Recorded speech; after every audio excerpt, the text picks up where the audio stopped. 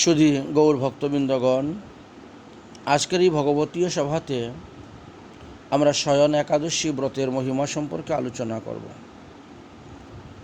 এইবার এই বৎসরে আমাদের 25শে আষাঢ় 1429 বঙ্গাব্দ, 10ই জুলাই 2022 খ্রিস্টাব্দ রবিবার এই শয়ন একাদশী ব্রত পড়েছে। আজকে হইতে চতুর্মাস্য ব্রত আরম্ভ হয়ে যাবে। আজকে সন্ধ্যার সময় শ্রীহরি শয়নে যাবেন এবং এই 4 মাস তিনি শয়ন করবেন। প্রথমত আমরা শয়ন একাদশীর ব্রতের মাহাত্ম্য কথা আলোচনা করব। তারপরে চাতুর্মাস্য ব্রতেতে কি করণীয় কি অকরণীয়, কিভাবে নিয়ম পালন করবেন, কি খাবেন, কি বর্জন করবেন, তদ্বিষয়েও আমরা আলোচনা করব। তো যাই হোক, এই শয়ন একাদশী ব্রত সম্পর্কে শাস্ত্রে যা আলোচনা করে গেছেন সেটাই আমরা এখন আস্বাদন করব। তবে আরেকটি কথা বলে রাখি যে আগামীকাল সূর্যোদয়ের পরেই 7:45 মধ্যে ব্রতের পালন করতে হবে যারা ভারতবর্ষে আছেন, এবং ভারতবর্ষ ছাড়া অন্যান্য দেশে যারা আছেন তারা সেই সময়ের সঙ্গে যুক্ত করে নেবেন বাকি সময়টা। যেমন বাংলাদেশে যারা আছেন তারা এই সময় থেকে আরও 30 মিনিট সময় তারা যুক্ত করেন, বেশি হয়, অর্থাৎ তাদের 8:15 মধ্যে পালন করতে হবে। এইভাবেই দেশাচার অনুসারে হয়ে থাকে। এই যে শয়ন একাদশী ব্রত, এই ব্রতের মাহাত্ম্য কথা ভগবান শ্রীকৃষ্ণ যুধিষ্ঠির মহারাজকে বলেছিলেন। শ্রীকৃষ্ণ এবং যুধিষ্ঠির সংবাদে এই কথা আলোচনা করা আছে। তো শ্রীগোবিন্দ বলেছিলেন যে, হে রাজন, দেবশয়িনী একাদশীর নাম শ্রবণ মাত্রই বাজপেয় যজ্ঞের ফল লাভ হয়। 100টা অশ্বমেধ যজ্ঞ করলে যেই ফল পাওয়া যায়, একটা বাজপেয় যজ্ঞ করলে সেই ফল পাওয়া যায়। তাহলে মানুষের কিভাবে দুর্ভাগ্য দূর করে সৌভাগ্য ঘটাতে পারবে? বললেন যে একাদশী ব্রতের দ্বারা। এই যে আষাঢ় মাসের শুক্লপক্ষে দেবশয়িনী একাদশী, এর অত্যন্ত গুরুত্বপূর্ণ মহিমার কথা বর্ণন করেছেন। এমনকি আজকে থেকে চাতুর্মাস্য ব্রতও আরম্ভ করা হয়ে গেছে। এই ব্রত পালনে সর্বপাপ দূরীভূত হয়। যদি বিশেষ কোনো নিয়ম মানুষ পালন করতে নাও পারে, অন্ততপক্ষে 4টা জিনিস তো পারবে। শ্রাবণ মাসে শাক বর্জন করবে, ভাদ্র মাসে দধি বর্জন করবে, আশ্বিন মাসে দুগ্ধ বর্জন করবে, আর কার্তিক মাসে আমিষ দ্রব্য একান্তভাবে সম্পূর্ণ নিষেধ বিধয়। আচ্ছা, এই বিষয়ে ভবিষ্যৎ পুরাণেও কিছু আলোচনা করে গিয়েছেন। সেখানে ভগবান বিষ্ণু বলছেন, মদ উত্থানে মদ সায়নে মদ পাশ পরিবর্তনে যত্রস্তু দীক্ষিত কশ্চিৎ বৈষ্ণব ভক্তি তৎপর ফল মূল জলা আহারি হৃদি শূলহ মমার পয়েত অপরাধম অহম তুষ্য ন ক্ষমামি কদাচন। হে মহারাজ যুধিষ্ঠির, ইহলোকে যে সমস্ত লোক দীক্ষা গ্রহণ করিয়েছেন, ভক্তিপরায়ণ হয়ে আমার ভজন করেন, এহেন ভক্তগণ বৈষ্ণবগণ আমার উত্থান, আমার শয়নে, আমার পাশ পরিবর্তনে, অর্থাৎ উত্থান একাদশী, শয়ন একাদশী, পাশ পরিবর্তন একাদশী যে ইত্যাদি আছে, এগুলাতে নির্জলা থাকার বিধানই দেওয়া আছে। বলছেন তারা যদি ফলমূল বা জলাহারও করে তাহলেও সেটা আমার হৃদয়ে সেল অর্পণ করার মতনই হয়ে থাকে। আমি তাদের অপরাধ এত সহজে ক্ষমা করি না। মহাপ্রলয় পর্যন্ত তাদেরকে ঘুর নরকে ভোগ করতে। তাহলে এই ব্রতের দিবসেই যে শয়ন একাদশীতে যারা অন্ন গ্রহণ করে যাচ্ছে, পঞ্চ রবিশস্য গ্রহণ করে যাচ্ছে, তাদের যে কী অবস্থা হবে সেটা তো একমাত্র ঈশ্বরই জানেন। এই বিষয়ে একটি সুন্দর উপাখ্যান দেওয়া আছে যে পুরাকালে সূর্যবংশে মান্দাতা নামক এক চক্রবর্তী রাজা ছিলেন। তিনি পুত্রসম সমস্ত প্রজাদেরকে পালন করতেন। তাহার রাজ্যে কখনো দুর্ভিক্ষ দেখা যায়নি। মান্দাতা রাজ্যভূমি একেবারে কামধেনুর ন্যায় সজলা সফলা শস্য শ্যামলায় পরিপূর্ণ ছিল। প্রজাগণের সুখে জন্য তিনি সব কিছু করতেন, আর প্রজারাও সুখে জীবন যাপন করতেন। এইভাবে বহুদিন রাজত্ব করার পর একদা কোনো না কোনো জন্মের পাপকর্মের ফল এসে তিনাকে ধরল, অর্থাৎ মান্দাতার রাজ্যেতে প্রবেশ করল। 3 বছর যাবৎ তাহার রাজ্যেতে কোনো বৃষ্টি নেই। বৃক্ষ সকল ফলহীন, ভূমি শস্যহীন, নদী পুকুর কুয়া জলাশয় জলবিহীন। প্রজারা ক্ষুধা এবং তৃষ্ণায় কাতর হয়ে রাজার নিকট গমন করে বললেন, হে রাজন, যেভাবেই হোক আপনি একটি বৃষ্টির জলের ব্যবস্থা করুন, তা না হলে তো আমরা আর বাঁচতে পারবো না, মারা যাব। মান্দাতা বড় চিন্তার মধ্যে পড়ে গেলেন। তিনি প্রজাদেরকে বললেন, আপনারা স্বগৃহে গমন করুন, আমি অবশ্যই এই অনাবৃষ্টির কারণটা কি খুঁজে বের করব এবং অনাবৃষ্টি কীভাবে দূর করা যায় তার চেষ্টা করব। অতঃপর রাজা মান্দাতা প্রজাদের সুখ এবং শান্তির হিতার্থে তিনি ভগবানের আরাধনা করতে শুরু করলেন। গভীর বনে প্রবেশ করে বসে গেলেন ভজন করতে, এবং দৈবযুগে সেখানে ব্রহ্মার পুত্র অঙ্গিরা ঋষির সঙ্গে তো সাক্ষাৎ হয়ে গেল। রাজা মান্দাতা ঋষিদেরকে দর্শন করে আনন্দিত হয়ে গোলগ্ন কৃতবাসী দণ্ডবত প্রণাম করলেন এবং নিজ রাজ্যের অনাবৃষ্টির কথা নিবেদন করলেন। প্রজাদের দুঃখের কথা বলতে শুরু করলেন। সাধুর স্বভাব হয় পর দুঃখে কাতর। তখন অঙ্গিরা ঋষি বললেন, হে রাজন, তুমি সমস্ত প্রজাদেরকে সঙ্গে নিয়েই আষাঢ় মাসের শুক্লপক্ষে যে শয়ন একাদশী আসিতেছে, সেই একাদশীতে ব্রত উপবাস করো এবং রাত্রি জাগরণ করিবে। দেখবে এই একাদশী ব্রতের প্রভাবে তোমার রাজ্যে বৃষ্টি হইবে, শস্য শ্যামলায় পরিপূর্ণ হইবে।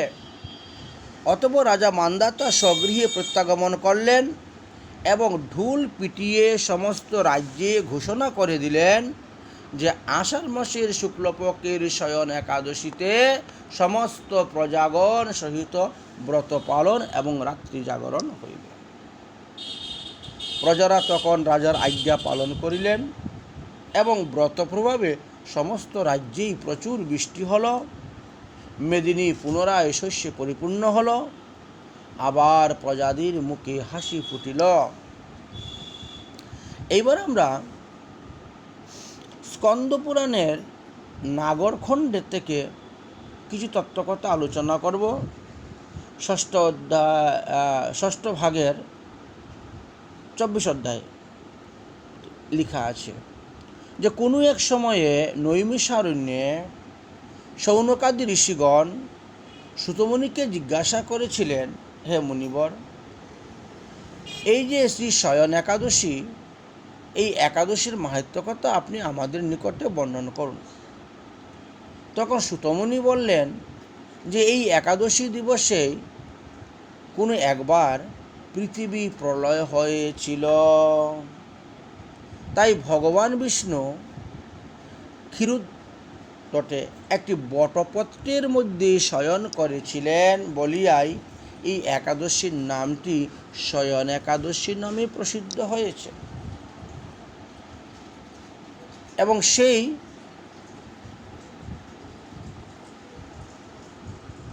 একাদশীতে সৃষ্টিকল্পের সমাপ্ত হয়েছিল কোনো এক সময়ে। শ্রীমদ্ ভাগবত মহাপুরাণে যখন আমরা মার্কণ্ডেয় ঋষির তত্ত্বকথা আলোচনা করি ভাগবতের দ্বাদশ স্কন্ধে, তখন সেখানে দেখা যায় যে মার্কণ্ডেয় ঋষিকে যখন ভগবান মায়া বিস্তার করে কিভাবে সৃষ্টি হয় প্রলয় হয় দর্শন করিয়েছিলেন, তখন মার্কণ্ডেয় ঋষি সেই জলমগ্ন সুসাগরা পৃথিবীতে ভ্রমণ করতে করতে তিনি দেখেছিলেন যে বটপাত্রার মধ্যে একটি শিশু শয়ন করে আছে। যখন সে শিশুর কাছে গিয়েছিলেন, শিশুর নাসিকার শ্বাসে দ্বারা তিনি শিশুর পেটের ভিতরে চলে গিয়েছিলেন।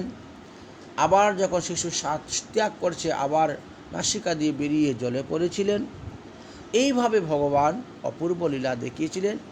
এই সেই বটপত্র উপরই শয়ন করেছিলেন শ্রীহরি, তাই এই শয়ন একাদশী নামেই প্রসিদ্ধ হয়েছে।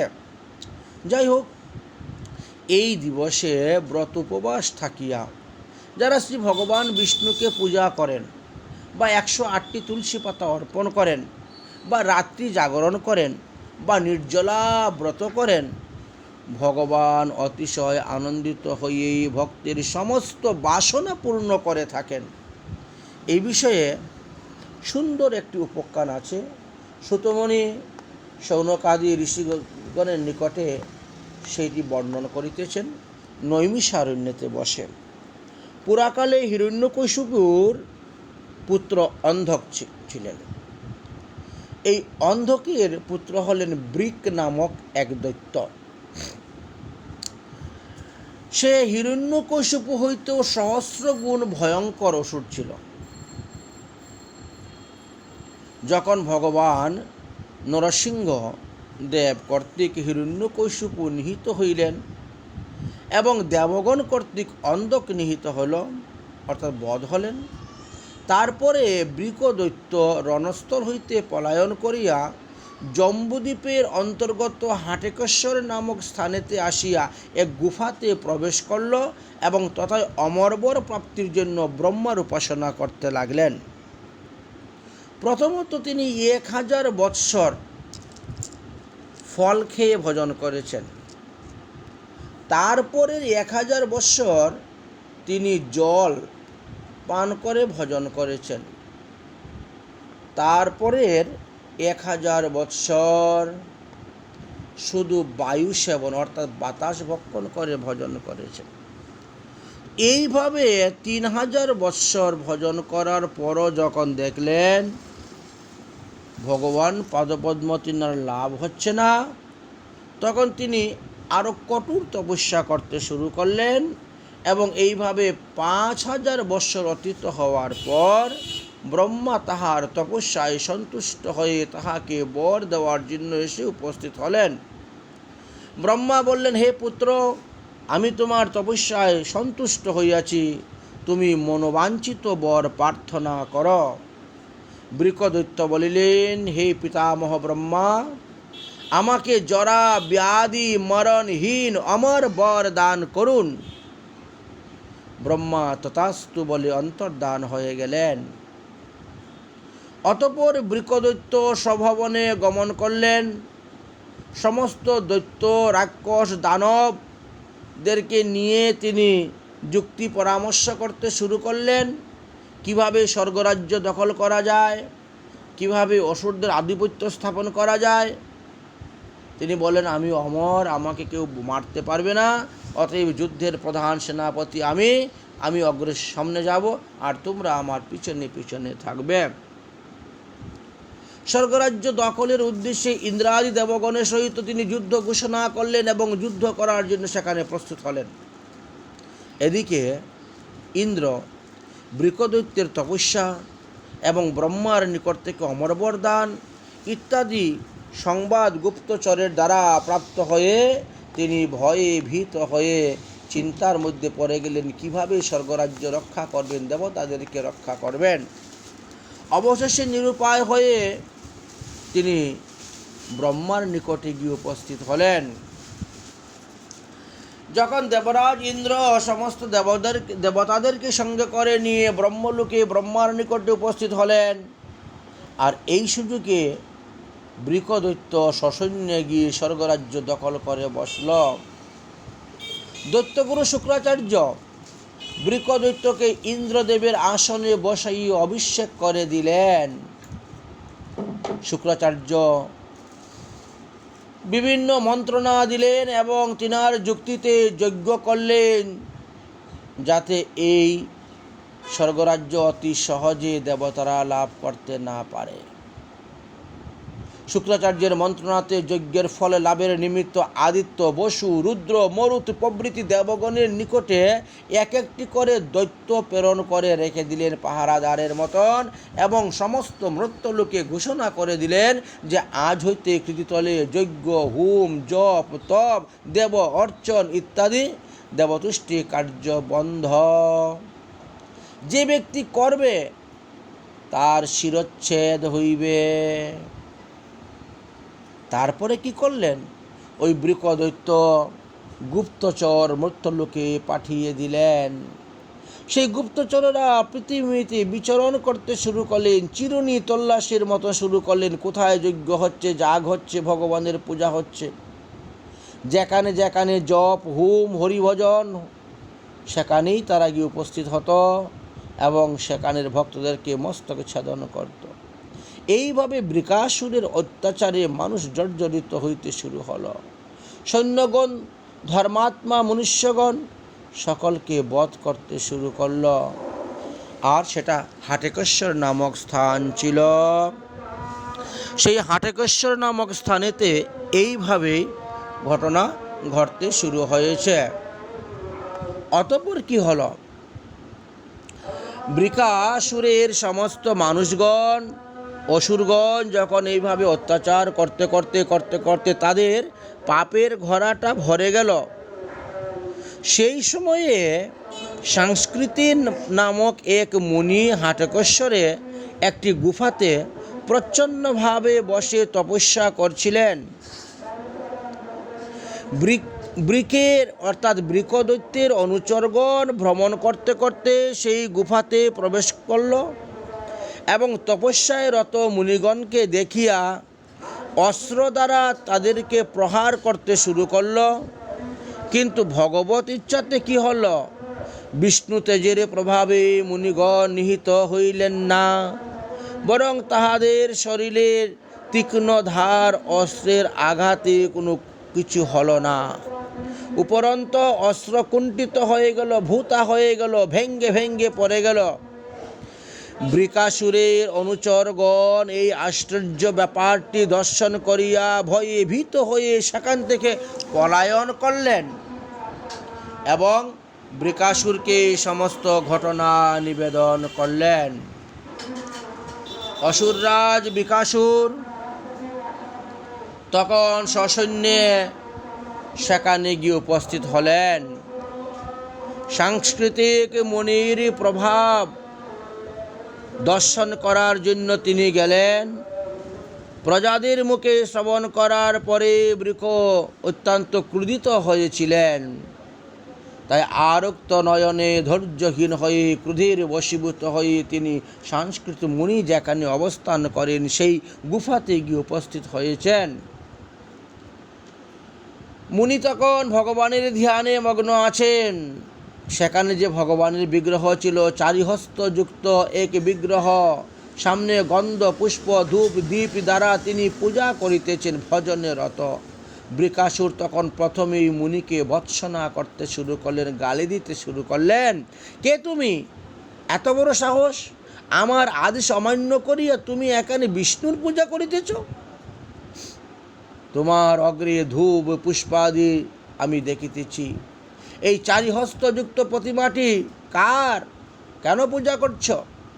মুনি বললেন, বাসুদেবের, ভগবান শ্রীকৃষ্ণের, বিষ্ণু।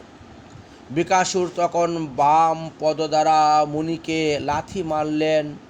মুনি মাটিতে পড়ে গেলেন আর বিষ্ণু মূর্তিটাকে গুফার বাইরে জলের মধ্যে, পুকুর জলাশয়ের মধ্যে ফেলে দিলেন। আবার গালি দিচ্ছেন, ওরে মূর্খ, তুই আমার শত্রু, সেই জনার্দনের পূজা করছিস? এই জন্য আমি তোকে এক্ষুনি প্রাণে বধ করিব। অতঃপর দুর্দান্ত দস্যু সেই মুনির গায়ে অস্ত্র প্রহার করার জন্য প্রস্তুত হলেন। ক্রমে ক্রমে অস্ত্র প্রহার করতে লাগলেন, কিন্তু সেই খড়গ মুনির গাত্র স্পর্শ মাত্রই শতধা চূর্ণ বিচূর্ণ হয়ে গেল। তারপর সংস্কৃতি মুনি উঠে হাতে জল নিয়ে বৃক দৈত্যকে অভিশাপ দিলেন। যস্মাৎ পাবতায়াহং চ পাদঘাত ন প্রভাপতারিতঃ তস্মাৎ তে পততাং পাদং সদ্য এব ধরাতলে। ওরে পাপিষ্ট, ওরে দুরাচার অসুর, তুই আমাকে পদদ্বারা তাড়িত করলে, আমাকে লাথি মারলে, অতএব আমার অভিশাপে তোর পদধয় সদ্য ধরাতলে পতিত হোক। সুতমুনি বললেন, হে সনকাদি ঋষিগণ, তৎক্ষণাৎ দানবের পদদ্বয় ভূতলে পতিত হয়ে গেল। দেবগণ সেই সংবাদ জানতে পাইয়া অত্যন্ত আনন্দেতে সেখানে আগমন করলেন। এখন বৃকাসুরকে পুঙ্গ দেখিয়া তাহার অনুচরগণের সহিত যুদ্ধ করতে লাগিলেন। সেই যুদ্ধেতে বহু দৈত্য দানব রাক্ষস নিধন হয়েছিল। অবশিষ্ট যে সমস্ত দৈত্যগণ জীবিত ছিল, তারা সেখান থেকে যুদ্ধক্ষেত্র থেকে পলায়ন করে পাতালে প্রবেশ করলেন। যো পলায়েত স জীবতি।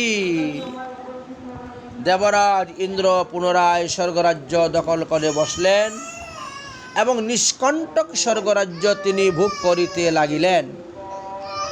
এদিকে বৃকদৈত্য পুঙ্গতা প্রাপ্ত হইয়া তথায় বসেই পুনরায় ব্রহ্মার তপস্যা করিতে লাগিলেন। বৃকের তপস্যাতে পুনরায় ব্রহ্মা সন্তুষ্ট হইয়া সেটায় আগমন করলেন। পুনরায় বললেন, হে পুত্র, হে বৃকদৈত্য, তোমার জয় হোক। তুমি তপস্যায় সিদ্ধিপ্রাপ্ত হয়েছ, তোমার তপস্যায় আমি সন্তুষ্ট হয়েছি, তুমি বর প্রার্থনা করো।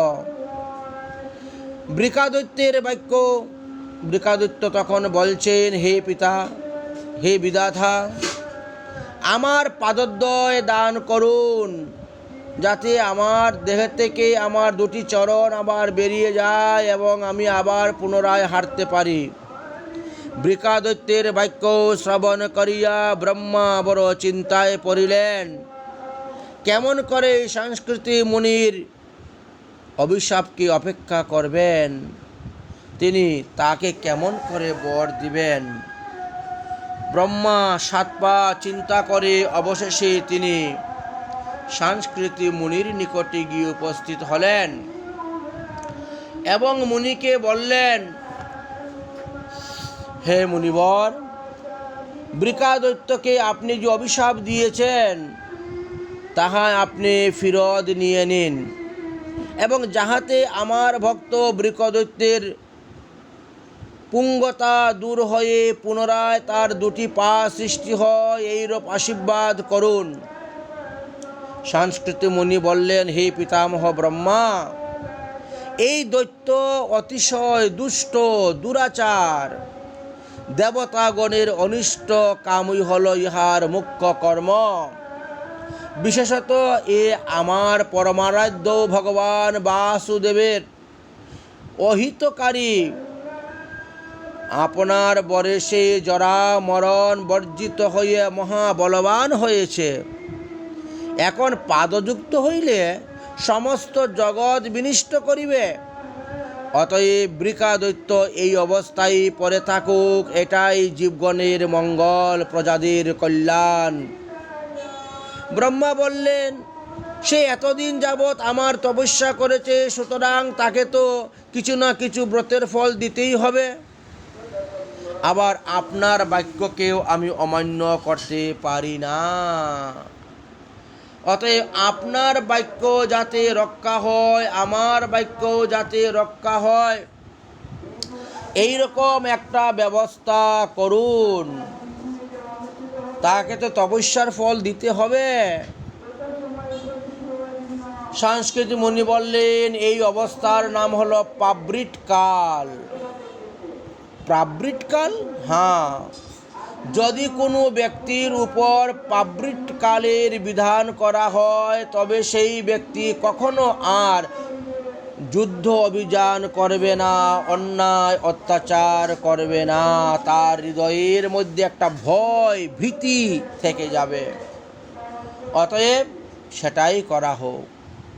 সংস্কৃত মুনি, আপনি আশীর্বাদ করুন যাহাতে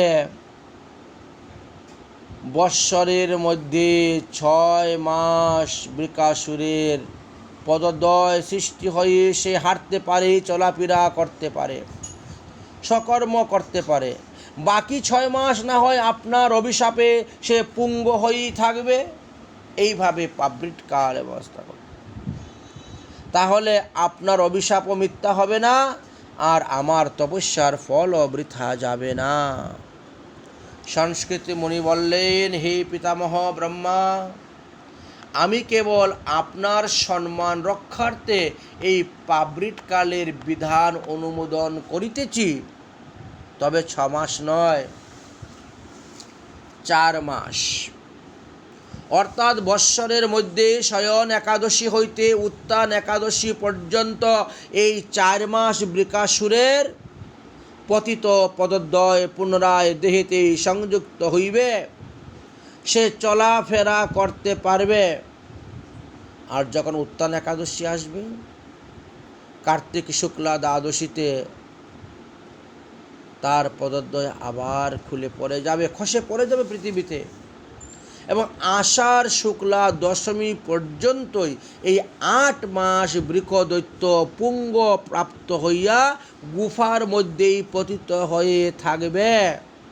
পদ দুইটি আবার দেহ হইতে খসে পড়বে।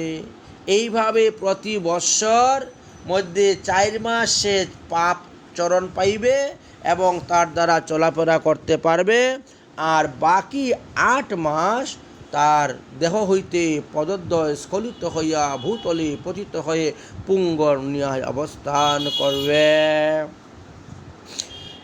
এই বিধান করলেন।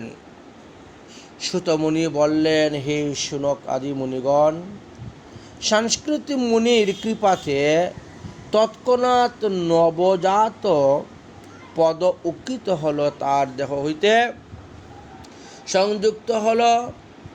বৃকাসুর তখন উঠে দাঁড়ালেন, ব্রহ্মাকে দণ্ডবতে প্রণাম করলেন। ব্রহ্মা ব্রহ্মলোকে চলে গেলেন, সংস্কৃত মুনি তিনার তপস্যায় চলে গেলেন, আর বৃকদৈত্য তার রাজ্যেতে প্রবেশ করল। 4 মাস পরিবারবর্গের সহিত সুখে তিনি কাটাইলেন। যেই চাতুর্মাস্য শেষ হয়ে গেল, পুনরায় 8 মাসের জন্য পুঙ্গতা প্রাপ্ত হয়ে গুফার মধ্যে পতিত হয়ে গেলেন।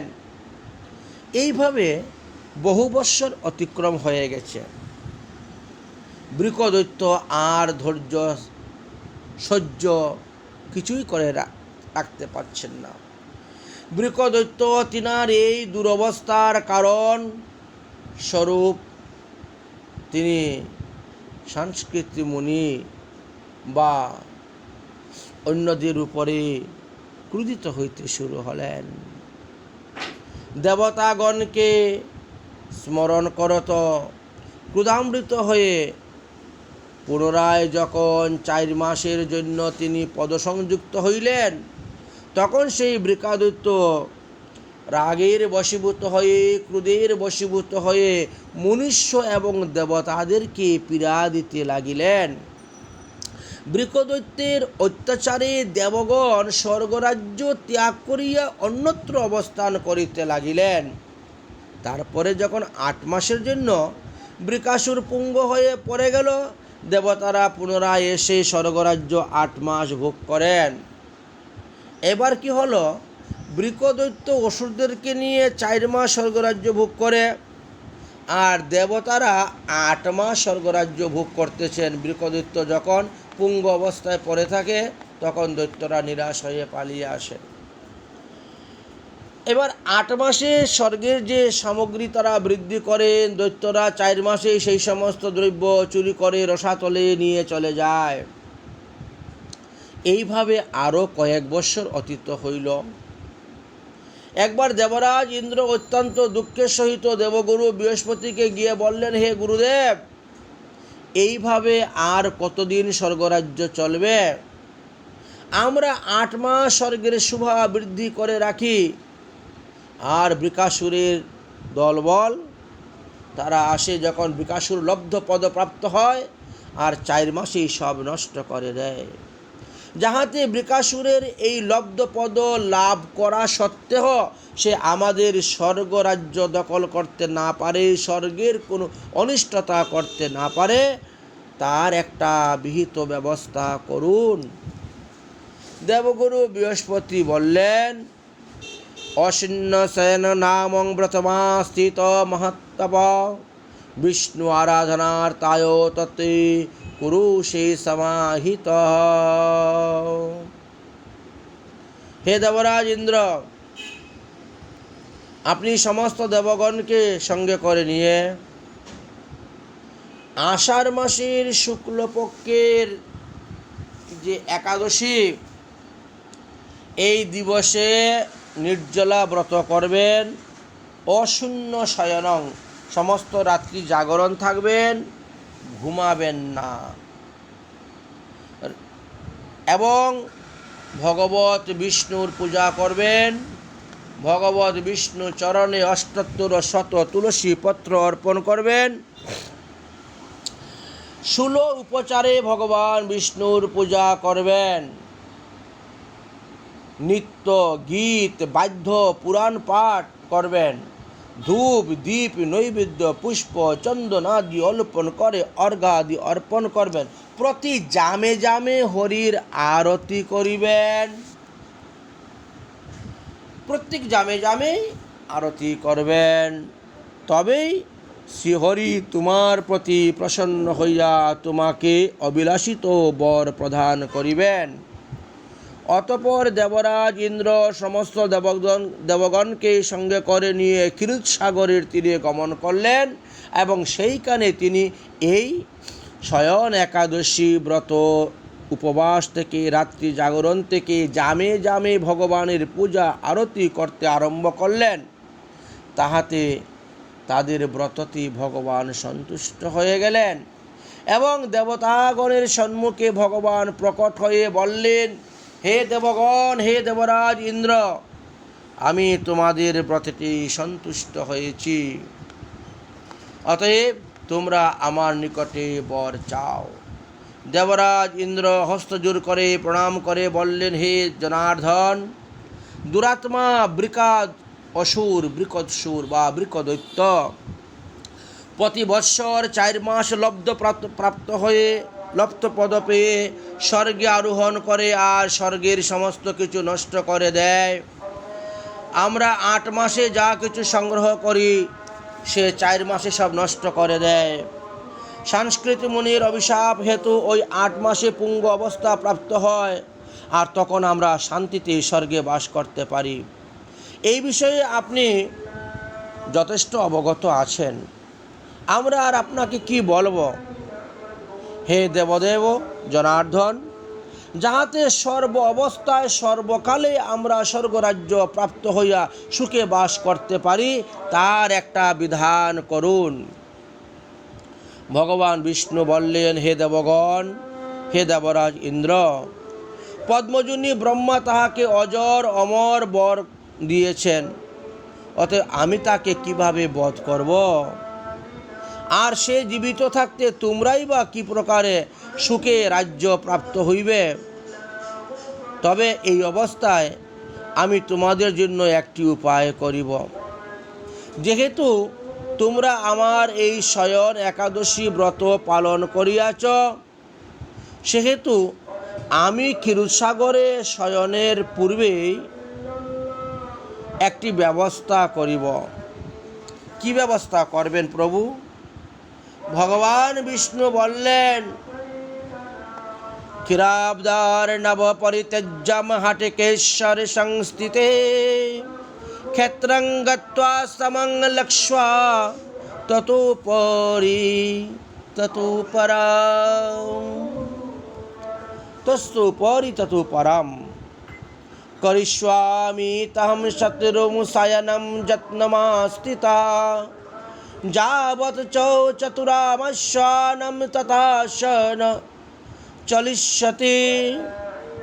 হে দেবগণ, আজ হইতে আমি ক্ষীরসাগরে শয়ন না করে হাটিকেশ্বর নামক স্থানেতে গিয়ে, ওই তীর্থেতে গিয়ে, ওই গুফাতে গিয়ে বৃকাসুর দৈত্যের মাথার মধ্যে গিয়ে বসব, শয়ন করব আমার শ্রী লক্ষ্মী দেবীর সহিত। আমি বিশ্বাম্বর ভার মূর্তি ধারণ করে তার মাথায় বসব, যাতে শয়ন একাদশী থেকে উত্থান একাদশী পর্যন্ত এই 4 মাস ব্রহ্মার বরে পদ পাওয়া সত্ত্বেও সে চলাফেরা করতে না পারে। আমার ভারেতে সে পীড়িত হয়ে মরার মতন এই 4 মাস পরে থাকবে। উত্থান একাদশীর পর সে তো পদহীন হয়ে এমনি পড়ে থাকবে। তখন আমি বাকি 8 মাস আমি ক্ষীরসাগরে এসে বাস করব। এইভাবে আমি প্রতি বৎসর করব তোমাদের কার্য সাধনের জন্য। হে দেবগণ, তোমরা যাও, অধুনা তোমরা স্বর্গে গমন করো এবং নিষ্কণ্টক স্বর্গরাজ্য ভোগ করো। এই পাবৃত কাল নিয়ে তোমাদের আর বৃকদৈত্য থেকে কোনো প্রকার ভয় থাকবে না। অতঃপর ভগবান বিষ্ণু ওই স্থানে গমন করত বৃকাসুরের মস্তক উপরই শয়ন করিলেন। বৃকাসুর তো আর চলতে পারে না পাদ পাওয়া সত্ত্বেও, তাই গুরুতর ভারে মৃতর মতন পড়ে থাকতেন। এইভাবে 4 মাস গত হলে পর জনার্দন পুনরায় উৎকৃত একাদশীতে, উত্থান একাদশীতে ক্ষীরসাগরে গমন করেন। আর বৃকাসুর তখন ওই মুনির অভিশাপ বশত পুঙ্গতা প্রাপ্ত হয়ে গুফার মধ্যে পড়ে থাকেন। যাহারা শ্রদ্ধা সহিত শয়ন একাদশী ব্রতের মাহাত্ম্য কথা পাঠ করবেন বা শ্রবণ করবেন, তাহাদের সমস্ত মনোবাসনা পূর্ণ হয়ে যাবে। আরও এক অপূর্ব মহিমার কথা বর্ণন করে গিয়েছেন, সেটা হলো চাতুর্মাস্য ব্রত।